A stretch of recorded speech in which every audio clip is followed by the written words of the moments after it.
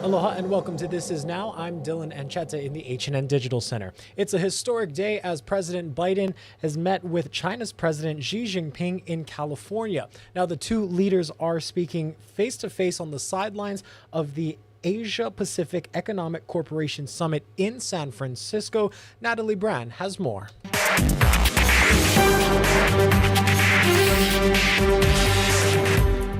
President Biden, what's your message? What's your message to China today? Amid rising tensions, President Biden says a major priority in his meeting with China's president is getting communications back on track. I value our conversation because I think it's paramount that you and I understand each other clearly, leader to leader, with no misconceptions or miscommunication. Military communications channels have been cut off since August of last year, following Congresswoman Nancy Pelosi's trip to Taiwan when she was Speaker of the House. In February, China's defense minister didn't answer a call from U.S. Defense Secretary Lloyd Austin after the U.S. shot down a Chinese spy balloon off the coast of South Carolina. Since then, 2 Chinese fighter jets have barely missed U.S. Air Force planes in flight, and a Chinese ship nearly collided with a U.S. Navy destroyer. In addition to China's military aggression in the Indo-Pacific, the Biden administration says other big topics will include artificial intelligence and cracking down on fentanyl trafficking. In China right now, almost every major decision is taken by President Xi. And so that means you've got to get to him personally, and the only way to do that is through leader-to-leader meetings. Before the meeting, China and the U.S., the world's 2 largest polluters, agreed to work together to triple renewable energy capacity by 2030. Natalie Brand, CBS News, Washington. Sticking with international news, Israeli forces raided the main hospital in Gaza today, a significant escalation of its attack. NBC's Aaron McLaughlin reports from Tel Aviv.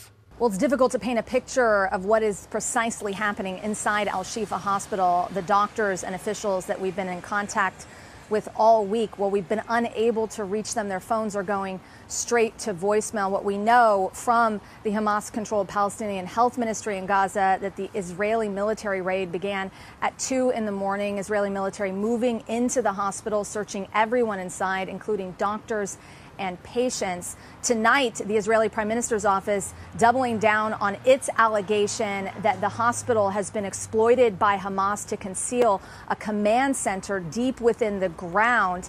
And they're arguing that the Al-Shifa hospital has lost its protection under international law, saying, quote, on Monday evening, the IDF conveyed a message to the Hamas Health Ministry demanding that all military activities in the Shifa hospital cease immediately. We demanded that if Hamas does not stop within 12 hours, we will be well within our rights under international law to counter those activities. The deadline elapsed, and with it, Shifa's protected status. Now, just yesterday, I was speaking to one doctor inside the hospital. He vehemently denied the allegation that Al-Shifa is being exploited by Hamas. I just moved from London 6 months ago. I won't allow anyone with a gun to be in the hospital. And if I know there is a single military person within a civilian hospital, I will leave the hospital. I won't put my life at risk at all. And no one can push me to do that.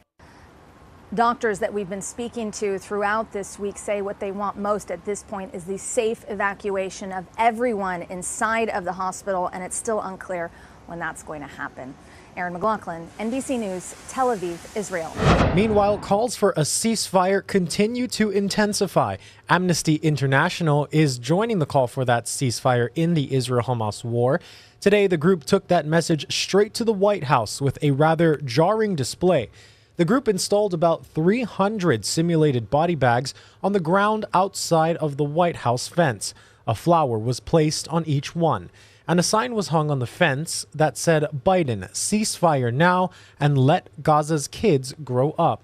Amnesty International hopes the display will spur President Biden to push Israel to cease the violence in Gaza. We're here because people are dying. Innocent civilians are dying in Gaza. And President Biden isn't doing enough to put pressure on the Israeli government to change how it's prosecuting this war. What we need is a ceasefire. and we're asking President Biden to put more pressure on, to put some pressure on to get that ceasefire. We're continuing to learn more about a deadly stabbing at the state hospital in Kaneohe. Our Jolani Martinez filed this report. The suspect, 25-year-old Tommy Carvalho, has been in and out of the state hospital, since he was arrested on Kauai for terroristic threatening in 2016. The facility's administrators say Carvalho showed response to treatment and was able to transition out in August. He had earned that right to go off campus and actually had done so yesterday afternoon, gone off campus and come back. Tommy Carvalho is accused of stabbing to death 29-year-old nurse Justin Bautista after a dispute on Monday. We did not see evidence that this was going to happen. This seemed to be an unanticipated and unprovoked incident. Before this, Carvalho was charged with an assault in 2020 while under treatment at the state hospital. His attorney said another assault case was pending charges.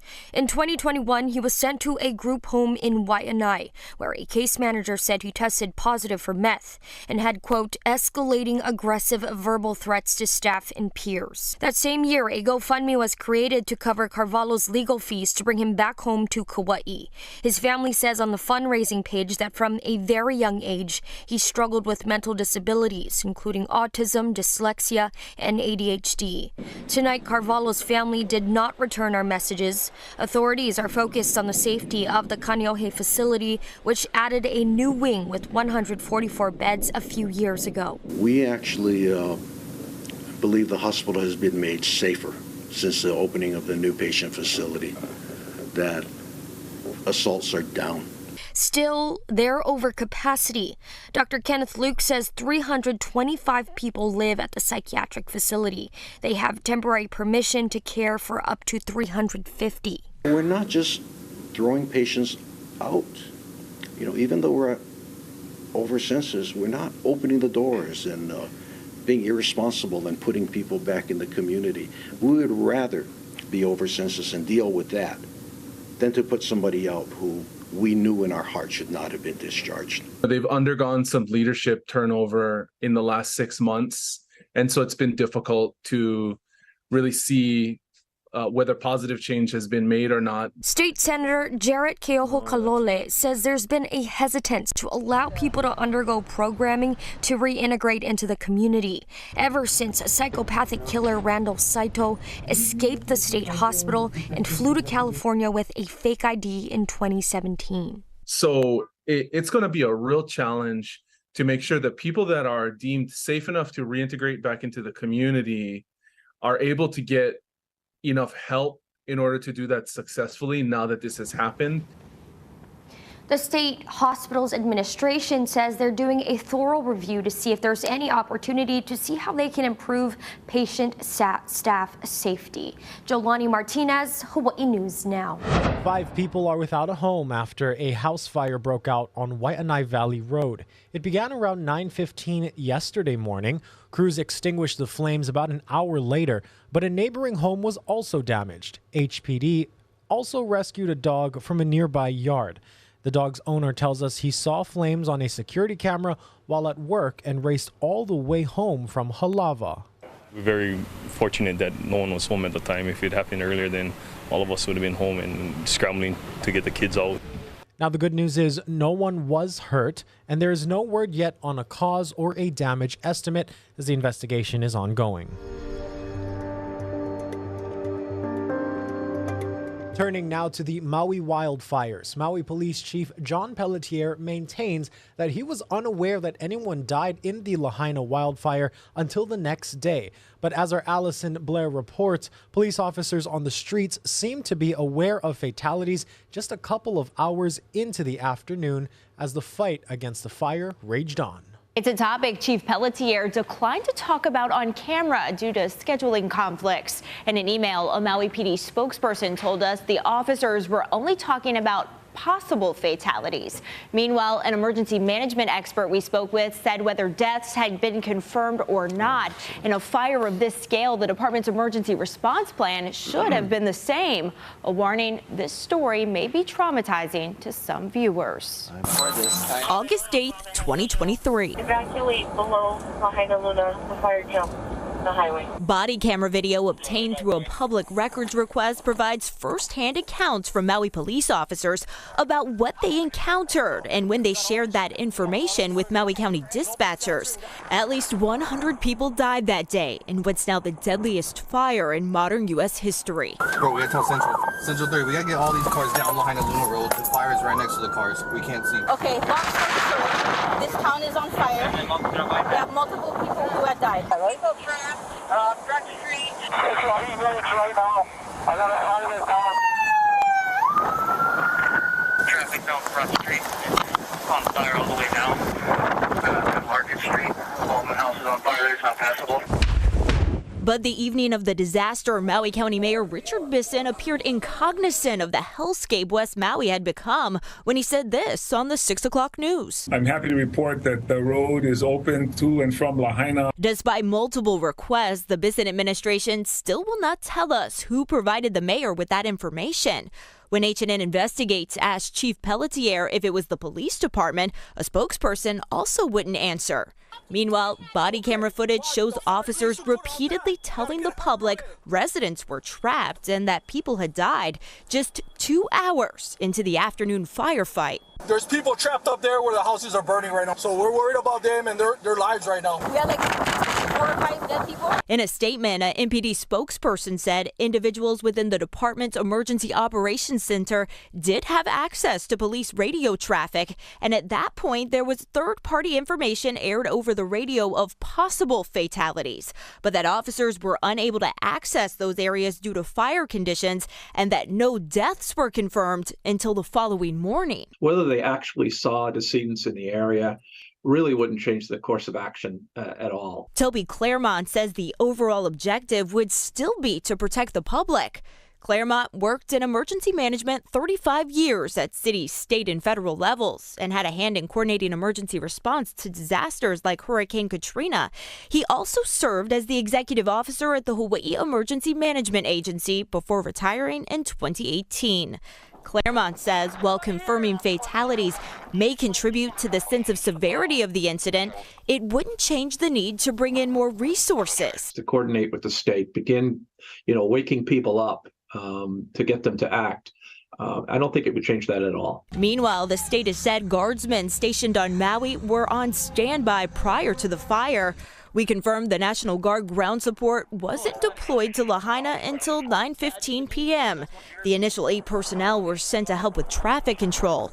By then, the town had already been leveled. Maui PD says the context for that body camera video will be detailed in its entirety in its after-action report. That report isn't expected to be released for at least another year and a half. Allison Blair, Hawaii News Now. A group of Hawaii state lawmakers tasked with identifying the cause of the wildfires and preventative measures to prevent further blazes wants to hear from the public. The Wildfire Prevention Working Group is in the process of writing a report outlining recommendations that will be submitted to the legislature next session, and they want the input from the community. I'd really like to get the word out about our hearing so that people know if they want to speak directly with the committee, they have the opportunity to do it at the hearing. They can also submit their written testimony to our Wildfire Prevention Working Group email address, and we want to get as many comments and suggestions as possible.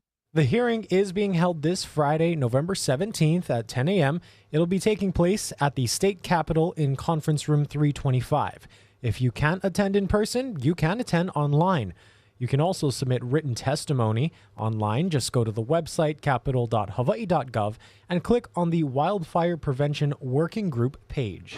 The man in charge of the $150 million Maui Strong donation fund is defending its careful approach to releasing the money.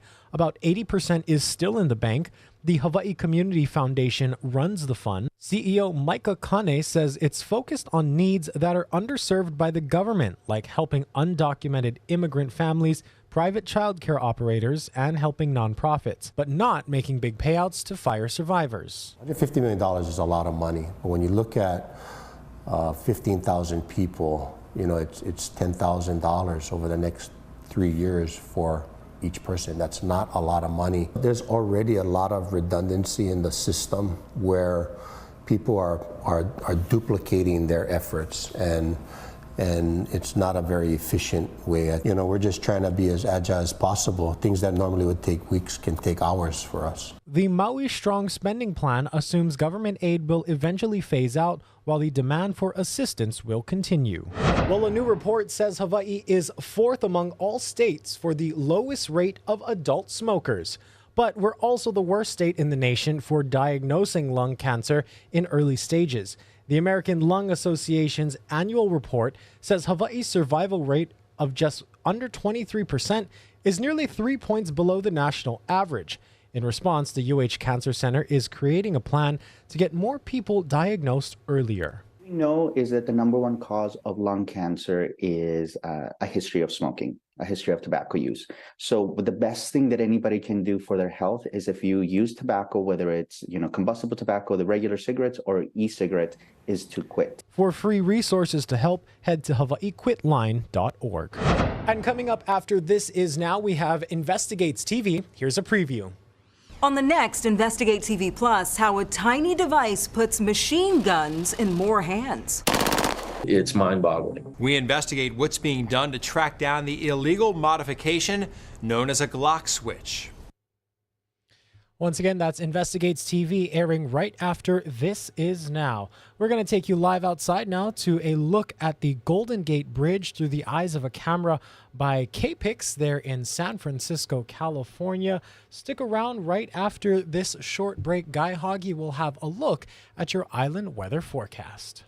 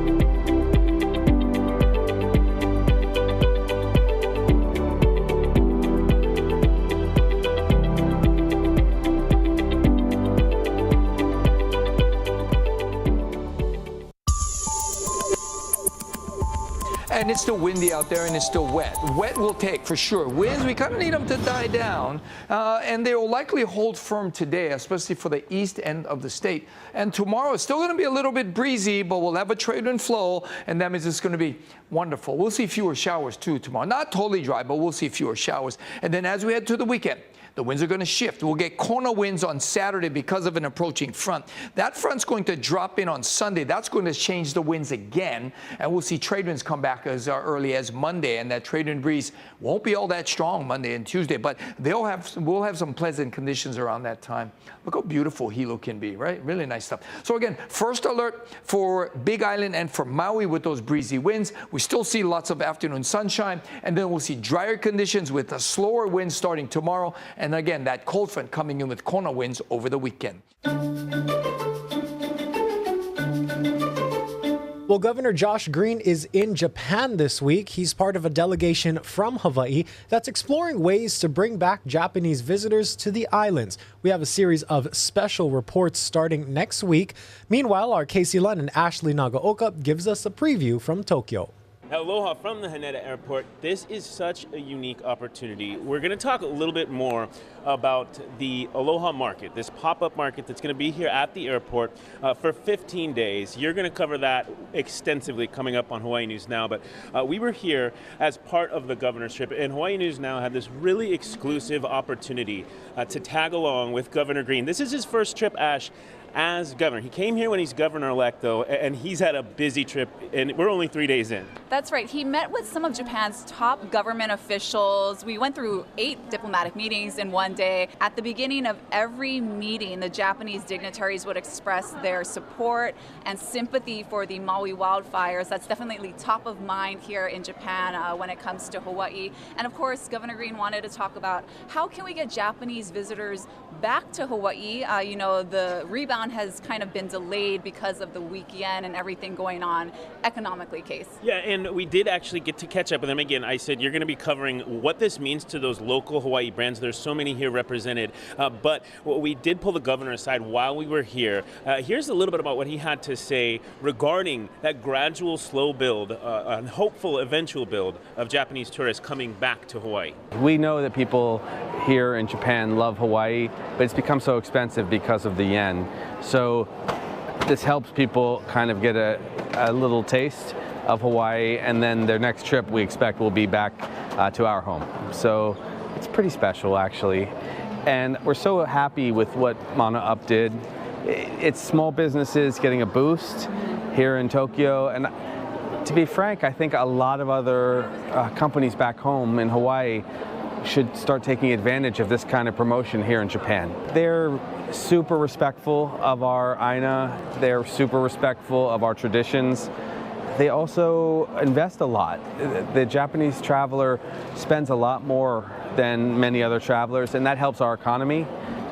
But many of them are just family. They're family or friends, and that's probably the best part. Yeah, the governor and the first lady, so honored to be here. They have felt that warm welcome from the Japanese people, especially here at the airport. It was just such a cool event. They're not the only Hawaii dignitaries, part of that delegation that's traveling, right? Yeah, also House Speaker Scott Saiki, along with Jimmy Tokioka, the new director of DBET, the Department of Business, Economic Development, and Tourism.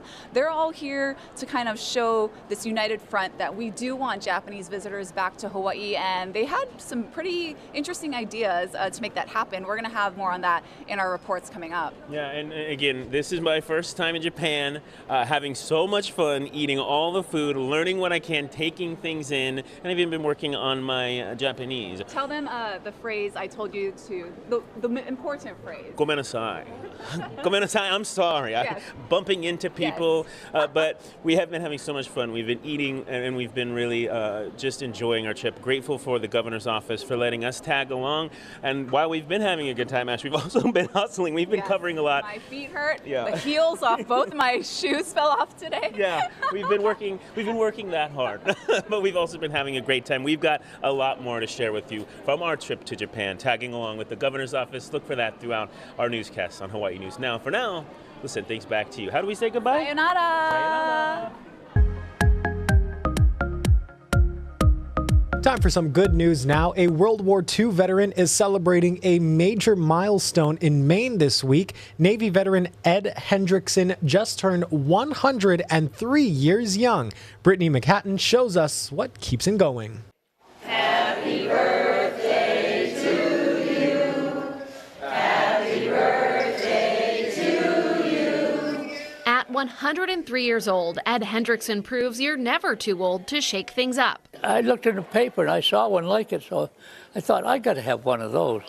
So I worked all morning fixing it. Sporting a new temporary do for his big day, Ed held court at the celebration put on by his assisted living home. I just wake up sassy. For anyone who wants to follow in this 103-year-old's footsteps, Ed shared advice from the silly, what keeps you going, The love of beautiful women.